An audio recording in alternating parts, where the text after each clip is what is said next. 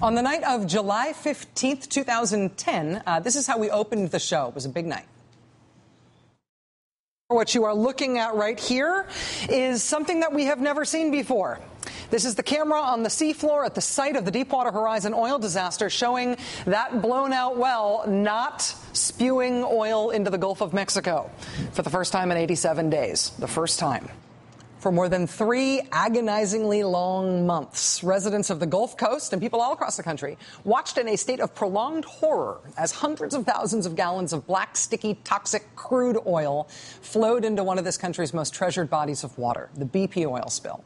As days turned into weeks and then weeks turned into months, we all sat essentially helpless as one of the richest corporations the planet has ever known tried and failed and tried and failed and then tried and failed again to contain, let alone stop, that leak in the Gulf of Mexico. But finally, after 87 long days, the country could at least start to breathe again. The flow of oil had been stopped. That was July 15th. That feeling of momentary relief, that feeling that we could finally exhale, that lasted all of 12 days before here we go again. With the current sensitivity about oil, a spill in Michigan is getting a lot of attention. A leaking pipeline that sent oil into a creek that feeds the Kalamazoo River.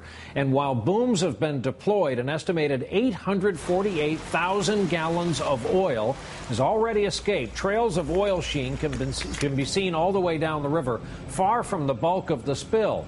Less than 2 weeks after BP finally managed to plug their leaking well in the Gulf of Mexico, it happened again. But instead of BP this time, it was a Canadian oil company called Enbridge. And instead of watching the people of Louisiana and Mississippi and Florida begin to fear for their own livelihood, now it was the people of Michigan. The Kalamazoo River was in an instant transformed into a sea of oil.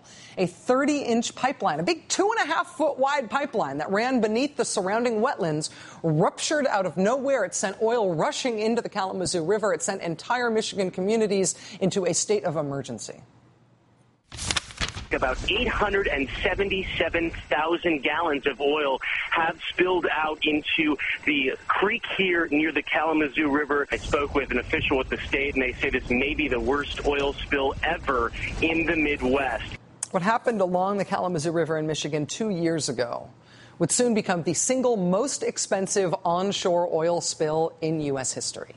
And that's because there was one key difference between what happened off the coast of Louisiana, what had happened in all other major oil spills, and what happened in Michigan 2 weeks later. What happened off the Gulf Coast was the sort of spill that we've sadly sort of grown accustomed to dealing with as a country. It was a crude oil spill. We are not very good at cleaning up crude oil, but we at least have a lot of experience trying to do that. What happened in Michigan, however, was not crude oil. It was something called tar sands oil.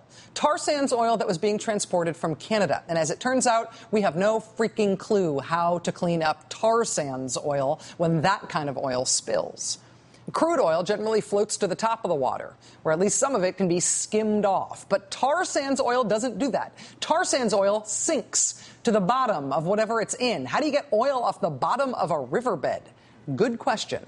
Michigan residents saw their once pristine river essentially turn into a test lab for how to even try to clean up tar sands oil spills. The best they could come up with was to literally shake the riverbed, to agitate the riverbed with big machines in order to try to make the oil temporarily rise to the top where they could get at it. Sorry, Michigan, that's all we've got.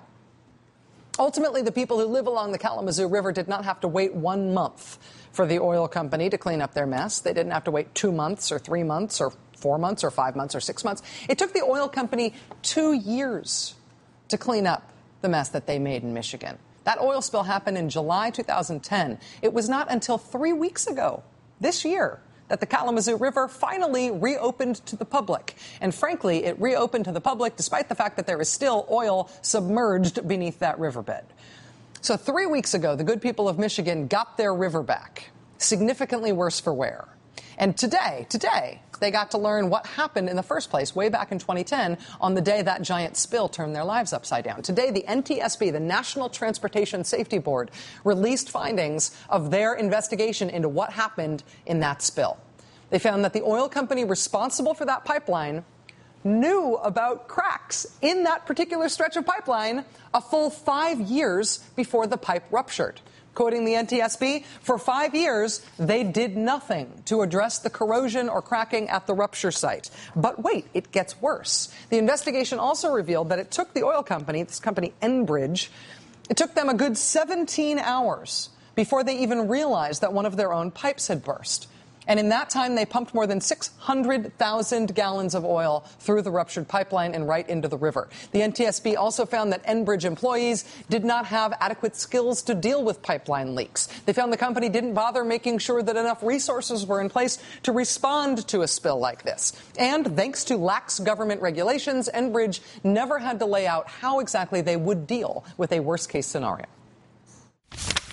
This accident was a result of multiple mistakes and missteps by Enbridge. Safety is a commitment. It is a requirement. It must be a way of doing business and not just a slogan. If companies can commit to safety with the same vigor that they pursue profits, then we will see integrity management programs with real integrity. If companies commit to safety with the same vigor that they pursue profits. Is that even tautologically possible? Enbridge, for their part, responded today by saying that they met all regulatory standards at the time of the Kalamazoo River oil spill. Think about that for a second. If that's true, if that's not an endorsement for more and better and more aggressive regulation of this particular industry, it is hard to imagine what would be. Look, when used as directed, we can produce a spill like this, and it'll take 2 years to clean it up, and we'll have no idea how to do it. This week, the week that we were all reminded once again just how incapable we are of cleaning up oil when it spills, particularly tar sands oil. This week is also the week when we learn that the oil sands industry is launching a big, expensive new PR campaign aimed at convincing you how great tar sands are. Not only how great they are, but how when there's a spill involving oil sands, involving tar sands oil, it's really no big deal. And if you'd care to join us all for a big glassful of the July 2010 Kalamazoo River while we talk that over, maybe you can convince the country of that.